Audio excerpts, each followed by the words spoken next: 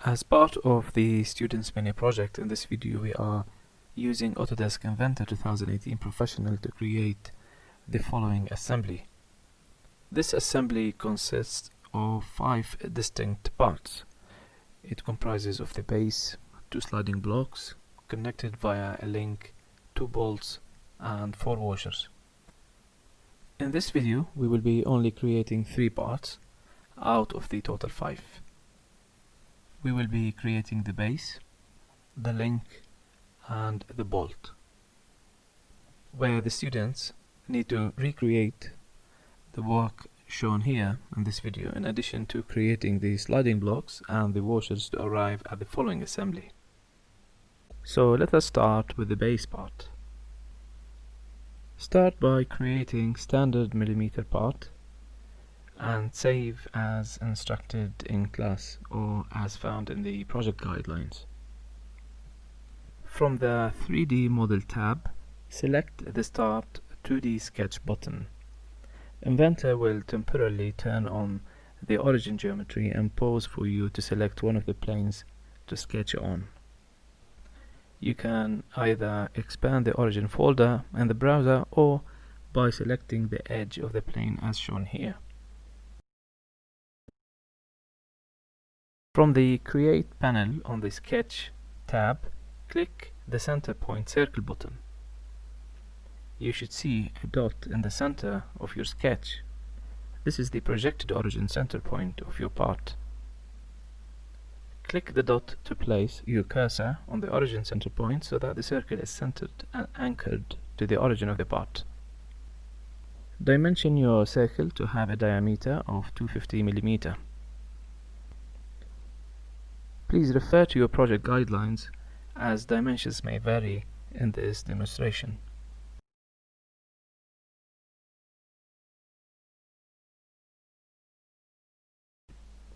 From the Sketch tab, click the Finish Sketch button to exit the sketch environment. From the 3D Model tab, click the Extrude button and choose your profile and extrude by 25 mm.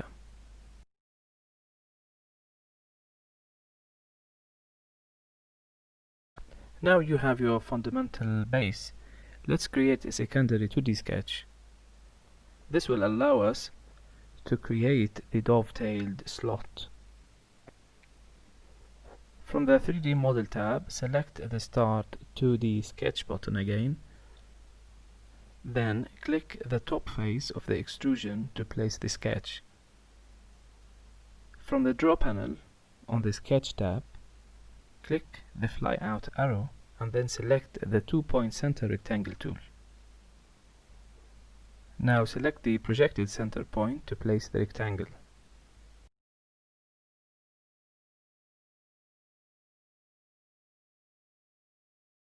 Make sure to choose the dimensions suitable to your base. In our case we have a width of 25 mm and a rectangle length of 250 mm.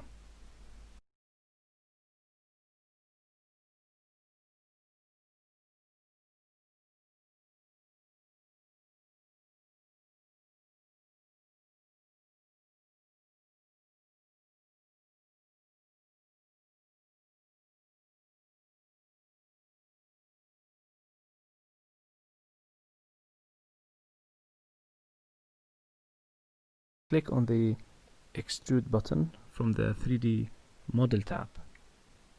Enter 10 for the extrude distance. Click the Cut button to ensure that the rectangle is cut from the base feature.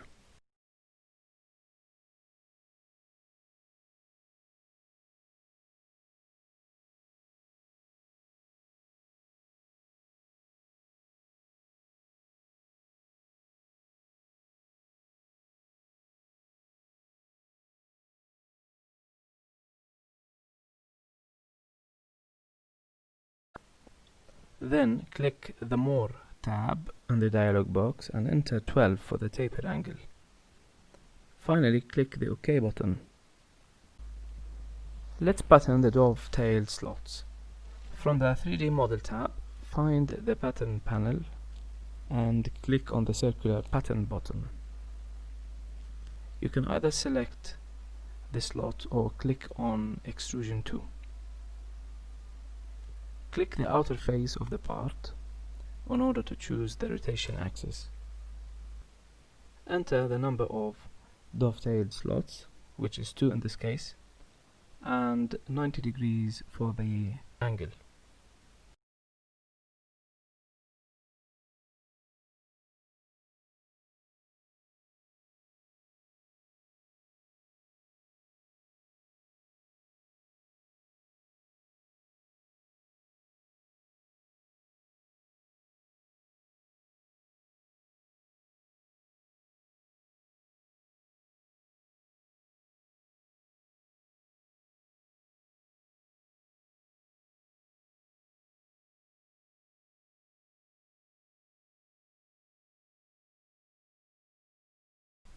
We will also create a rubber stand and then use the same procedure in order to make a circular pattern.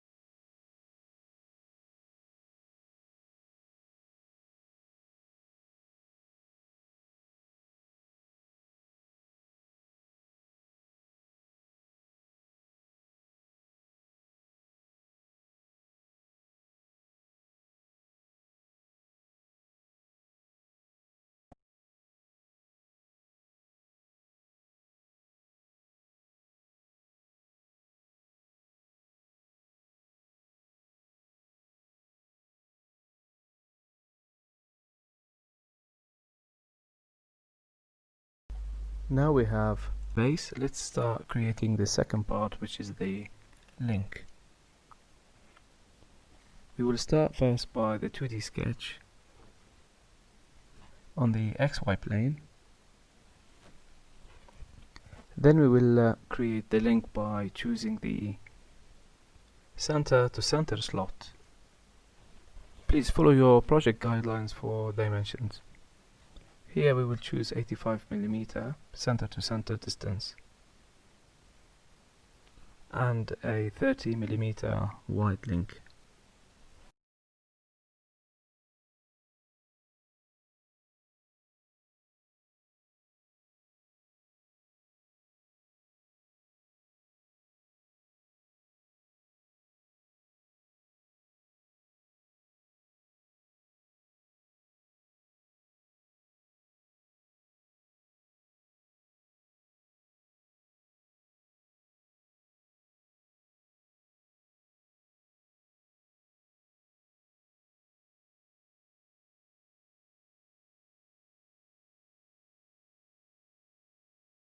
Then we will draw a two-dimensional concentric circles with diameters of 50 millimeter as shown here.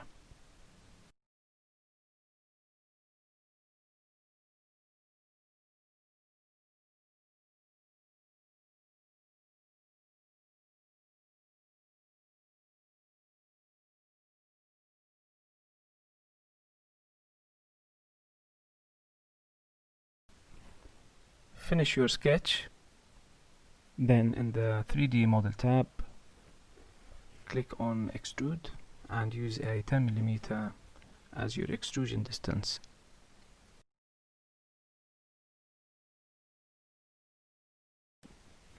Now the link is finished. Let's start with our third part, which is the bolt.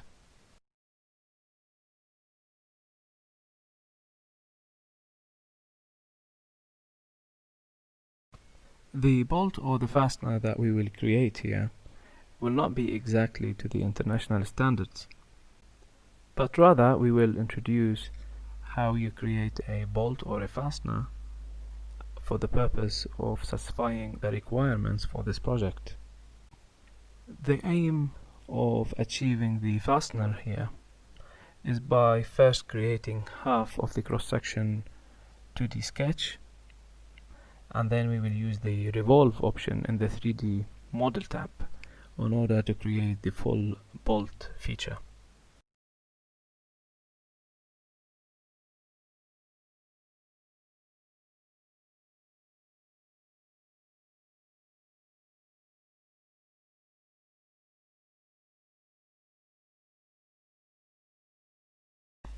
So we will make this bolt head as 12 millimeter in length and the shank length as 20 millimeter.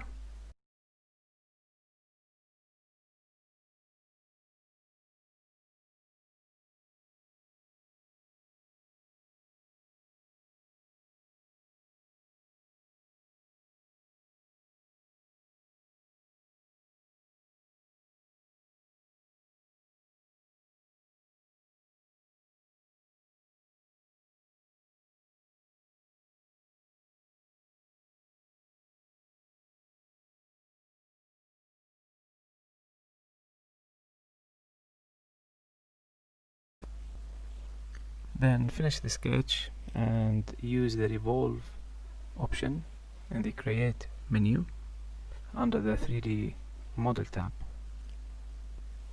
Choose the profile sketch and the axis of rotation. Then click OK.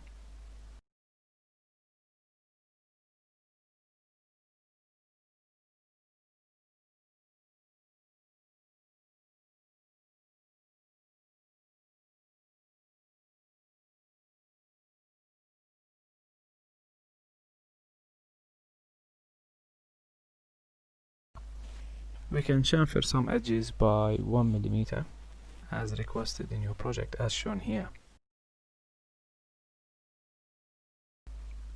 Then we will create a hex socket within the bolt head.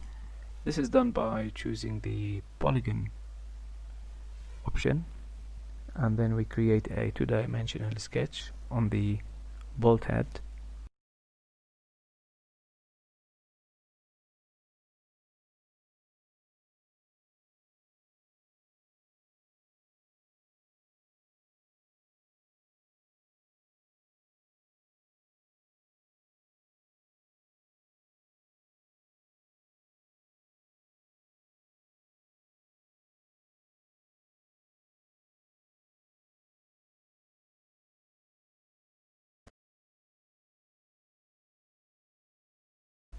Then we can extrude cut by 10 millimeter.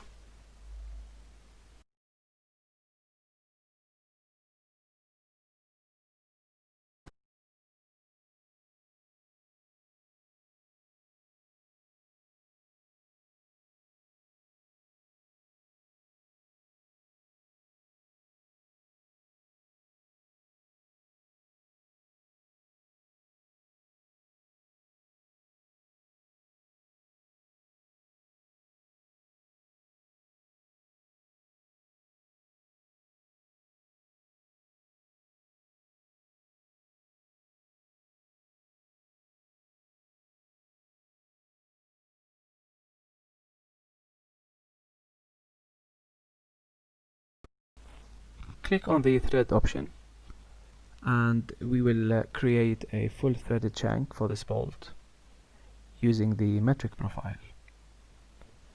The size will be 12 and the pitch will be 1.5.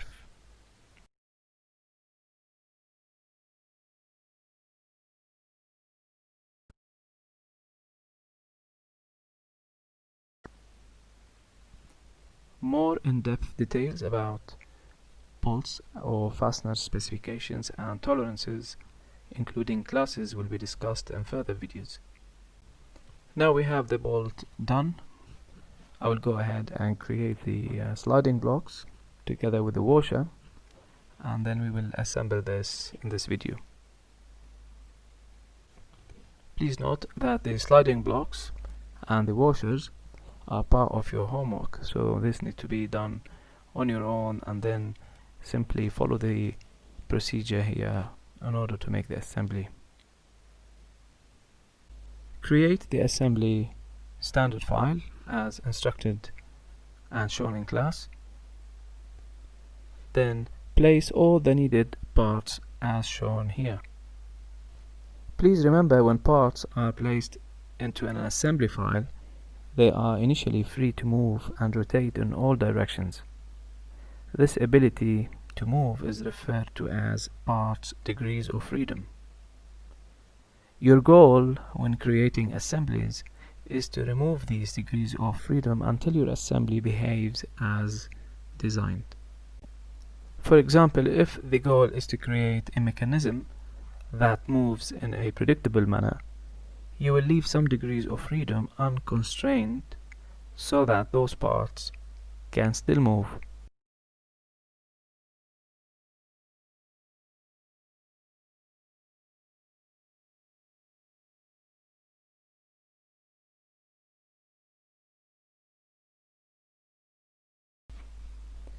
You will notice throughout this assembly we will be using the same procedure over and over again. Generally, from the Assemble tab, click the Constraint button, or simply press the letter C on the keyboard. In the Type area of the Place Constraint dialog box, select the Mate button. If you notice, 2 degrees of freedom are specified for each part. For example, for the sliding block, we are mating the lower surface with the upper slot surface of the base, as shown here. To ensure the orientation is correct, we have to add another degree of freedom by mating the side of the sliding block with the side surface of the dovetailed slot.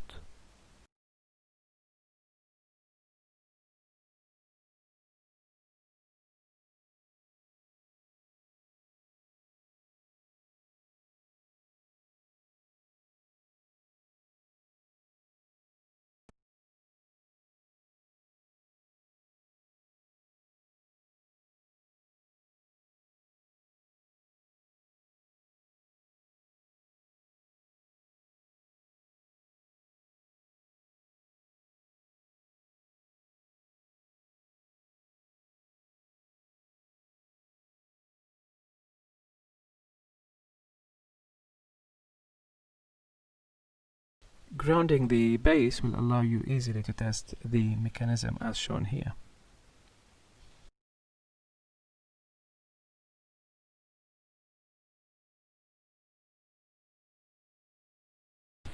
You will notice that the washer and the bolt are assembled to the sliding block in a similar fashion. First, we make sure that the planes are mated, and then we make sure that the axes are in line. There are surely other ways in Inventor to assemble the following mechanism. However, as far as the objective of this project, we will be only using the mate option.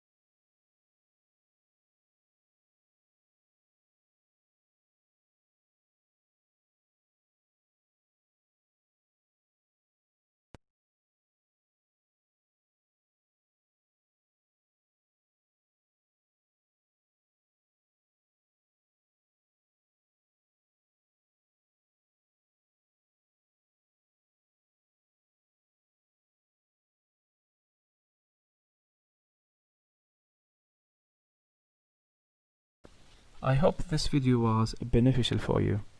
If you have any comments, please let me know.